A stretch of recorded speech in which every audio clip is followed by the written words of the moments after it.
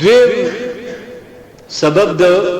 بخنه د پاره چې الله به ګناونه معاف کوي هغه استغفار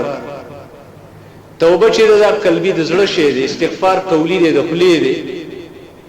په دې باب کې ډیر حدیث راغلي ډیر زیات حدیث نبی سلام فرمایي توبه خوشالي د لمن دغه چا د پاره وجد فی صحیفه استغفار کثیر چې دغه په صحیفه کې ډیر استغفار پیدا شي ډیر استغفار د په صحیفه کې عملنامه کې لیکل شي او نبی اسلام فرمایي ځازنه بل عبد الذنب کله چې بنده ګناه وکي او به و یا رب یذنبت ذنبا فغفر ای زما رب ګناه مې وکړ ما ته اوس بخنه وکي بخنه راته وکي لکه دا حدیث مشکات کې راغلی بل حدیث دا دی لو لم تذنبوا لا ذهب الله بكم ولجاء بقوم يذنبون کتا چې انسانانو ګناونه نه کوي الله به تاسو بوزي لري به کې دسه قوم به الله راولي چې هغه ګناونه کوي الله نه بخنه غواړي او الله به تبخنه کوي الله به تبخنه کوي دي ګناونه کې خپل یو حکمت هغه رب ته معلوم رب ته دی حدیث معنا به دا نه چې یو سړی به ګناه کوي او چې ځاسم الله یې معاف کوي نه دی کې ګناه ته ترغیب نه دی بلکې د الله شفقت او رحمت ته کې یو انسان نه ګناه کیږي کړه ضرور به کیږي چې دا انسان کمزور دی یو پیغمبران چې هغه ګناون نه پاک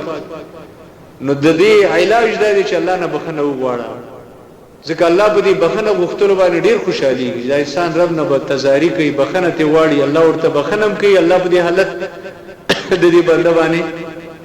هغه ډیر خوشحالي استغفار دا به هغه عبادت دی هغه ذکر دی چې الله تعالی د دې پوجا باندې د انسان ګناونه معاف کوي او رزق مولا پراخه کوي او هر مشکل چې دی الله تعالی پوره کوي څوک چې استغفار ډیر وي الله تعالی به حاجتونه پوره کوي حسن بصری باره کې راځي او کس ول راغی پختره وکړه وي باران نکیږي څوک وي استغفار وای بل راغی بچی مې نشری او استغفار وای بل راغی و یاره رزق مې تنگ دی او استغفار وای کله چې غلار نو هغه کس چې ناسو سره وته ویل دا درې کسان رالو دار یو مشکل جدا جدا او تا درې وانه ته استغفار وی ورته قرآن کریم په دی ویلې دی د آیت نو علی السلام چې قوم ته دعوت ورکړ یا قوم استغفروا ربکم انه کان غفار اېدما قوم رب نه بخنه وغواړي بخون کې یرسل السماء علیکم مدرار الله بدر باندې شیبي شیبي باران نو ګوره قحط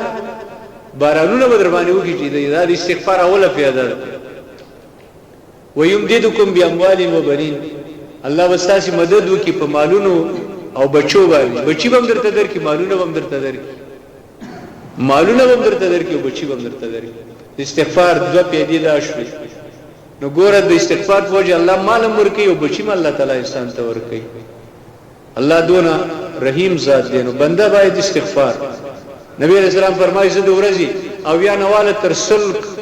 کاراتو پوری د الله نه بخنه غواړم حالانکه نبی اسلام جنتی او معصوم او پاک ذکر استغفار لازم دی نه دی چې ته دی ګناګار یو د الله نه بخنه غواړي نه دا استغفار مستقل عبادت دی هر وخت وایي ده الله په دې باندې درجی او چته دی انسان دا دومره خوږی عبادت دریم سبب چې داغي پوجا ګناونه معاف کی اغه نیکی دي نیک اعمال چې دي د دې پوجا باندې الله صغائر او کبائر معاف کوي یو